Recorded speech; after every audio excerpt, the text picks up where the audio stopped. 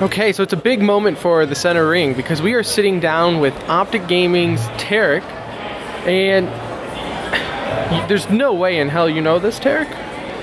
It's a big moment to have someone from OpticGaming on our podcast. I don't want to say we're enemies. Who's ever in charge of your media relations, definitely big time to me, but that's neither here nor there. Not the results you guys were looking for. What is your assessment on kind of your performance? Any positives that you guys can take away? I think this tournament showed that we have potential with this lineup and that we could do damage. We had some really close games, and I actually feel that we could have made it through.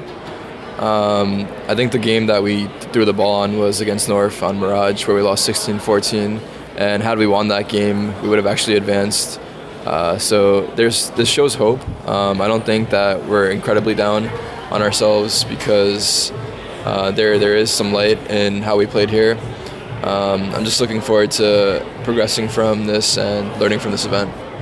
Now, I know there's a little NA camaraderie going on here because it looks like you and Liquid both kind of helped each other out, and one way or the other, one of y'all brought each other into Pro League, the other one you guys helped Liquid essentially advance to the next round there. Looking at y'all's current roster, y'all have obviously made some recent changes. You had Jason R, then you added Hayes, and looks like Hayes is now in the coaching role, Jason R back onto the team. Are y'all starting to find a consistency amongst one another? Yeah, I think it's still a transition phase where we just brought in James recently, and I think it's been a big help to our team because he's adding that structure that I feel we need. Same with Jason. I think he's also getting more adjusted to how we play, and he's also getting help from James, which is making it easier on him. And the whole Liquid thing is obviously it was good that they got us here, but I heard that had they lost their game, it would have been a three-way tiebreaker, and we would have had a chance to actually qualify. It would have been all of y'all. Yeah, at that but it's okay. Like you said, they did get us here, so I'm happy to put them into the playoffs. I was actually rooting for them. I was hoping they'd win the whole tournament, but unfortunately, it didn't go that way. Stanislaw left Optic to join Liquid. From us on the outside and from just the fans in general, there was the storyline of that he kind of did you guys wrong by just leaving and not really announcing anything by that. And there was a picture that there was bad blood between you guys. Was that ever the case? Did you ever feel like he did you dirty? I don't think he did us dirty necessarily, but I do think he made a mistake in the fact that he left the team, especially when we were playing so well together. Once you find a five that can work together and chemistry is there, I think it's something you should stick to because it's hard to find. You can't just put any five players together and expect it to work. So I do think it was a mistake, but however, I feel that he's happy on Liquid and that he doesn't regret it because he's hopeful with his new team. And I don't blame him because you should do what makes you happy. I wouldn't want someone to play on a team that didn't want to be there. And I don't really have any personal beef with him. We're still cool, so I think it's fine. Has Jason R is he still doing the in-game leading for you guys currently? Yeah, Jason R is still our IGL, and we're still trying to get him into that role because he isn't primarily an IGL. It's something that he's picked up and he's trying to learn. So it is a process with getting him adjusted and not only introducing our playstyle to him, but having him also bring his own ideas to the table. So it's just the transition phase, and I think we're slowly getting to the point where everyone has a better understanding of how we should play. Does that almost help with the team chemistry where you have a new IGL where everyone can kind of mold him into your style? Have you ever been in a situation like that? So we've gone through a few players now, and we've all sort of given the IGL role a whirl, I guess. And it is nice to have someone new that doesn't have IGL experience in the sense that we can mold them how we want. But it also kind of sucks because they don't have that experience, and being an IGL is not easy, and you have that pressure while you're playing. So it might affect his individual performance, and also at the same time, you get overwhelmed when you're IGLing, and it's not an easy role.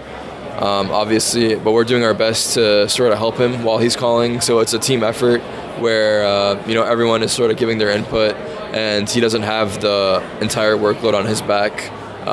So the rest of us can also pitch in ideas and do our best to help him out. Are you guys trying to go to more of a free-form type of play versus I guess you could say like the Sean Gears type of mentality where it's static set plays at all times. Which style of play do you prefer? And what are y'all kind of molding yourselves into? I do think that we play better when we play loose and, you know, sort of give people that freedom to move around how they want. But I think it's important to have that balance where you're not incredibly structured, but you're not incredibly loose.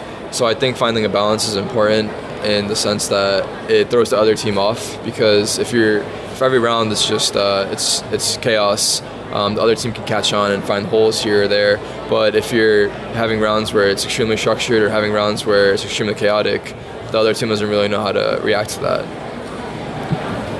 We've been asking a lot of NA and EU players here this weekend about their opinion on the structure of the Pro League kind of finals, where it's, you know, 6 from EU, 6 from NA go through, and it's just the top of each go through. There's been talks on like Reddit and things like that where it might not be fair to say that, because you leave some better teams out, like Astralis or FaZe.